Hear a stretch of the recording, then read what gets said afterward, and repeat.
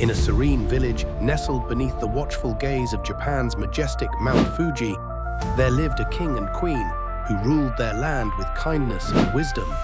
Despite the admiration of their subjects and the prosperity of their kingdom, the couple was not without sorrow.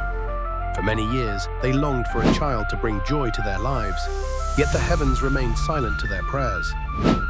At last, on a night when cherry blossoms danced in the gentle wind, their prayer was answered. A daughter was born to them, a child of remarkable beauty and grace.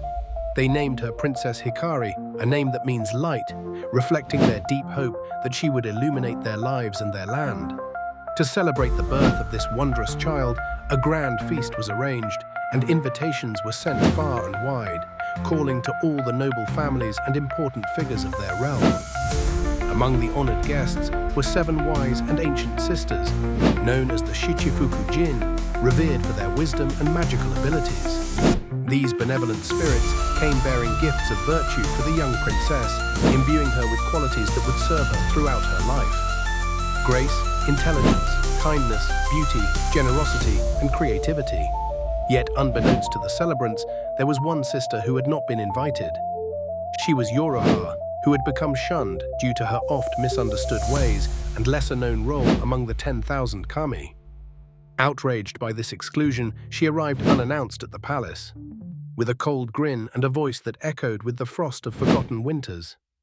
Yoroha bestowed her own eerie gift. On the eve of Princess Hikari's 16th anniversary, she would prick her finger on a spinning needle and fall into an eternal sleep, one that could only be broken by true love's vow.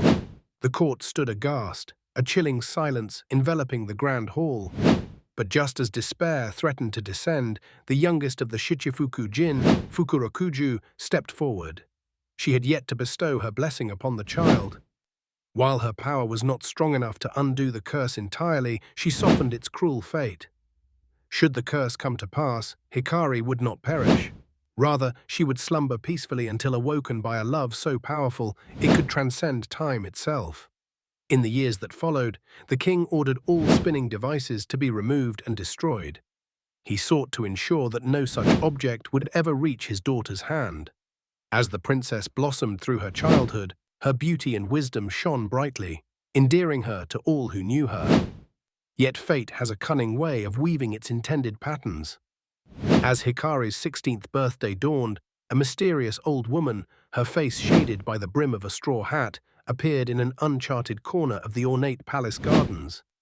Her fingers danced deftly upon a spindle unseen in those lands, a forbidden relic of days past. Intrigued, Hikari approached and asked to try this remarkable tool. With her very first touch, inadvertent though it was, fate fulfilled its course. The pointed spindle silently pricked her finger. The palace was consumed by grief when Hikari's eyes fluttered closed, her breathing steady and serene in her enchanted slumber. True to Fukurokuju's blessing, the enchantment spread as a protective shroud, enveloping all within the palace grounds in a deep, gentle sleep. As decades turned into centuries, the palace became veiled by nature's thriving embrace, nearly forgotten to time. Yet the tale of Princess Hikari endured, whispered like a gentle breeze among those who dared speak her name. Finally, a young samurai named Haruto, noble of heart and purpose, came upon the storied place, drawn by tales of a treasure more precious than riches. Guided by an intangible force and the legends told by villagers, Haruto ascended to the heart of the palace, where Princess Hikari lay on her ornate bed. As if guided by destiny itself, Haruto knelt beside the silent princess and, with a heart full of reverence and unbidden affection, whispered words of heartfelt sincerity. Upon those earnest words of devotion, Hikari stirred awake, her eyes opening to an era strange yet familiar, where the promise made long ago was fulfilled. Thus, the curse was broken, the palace and its people awakened from their timeless dream. And in a land renewed by the light of Princess Hikari's presence, the people rejoiced, celebrating the strength of true love and loyalty that transcends barriers laid by time. And so, united by destiny and choice, the princess and the samurai reigned, bringing forth a renewed age of peace and prosperity, ensuring that the tale of their enduring love and the lessons it imparted would be woven forever into the rich tapestry of their land's history.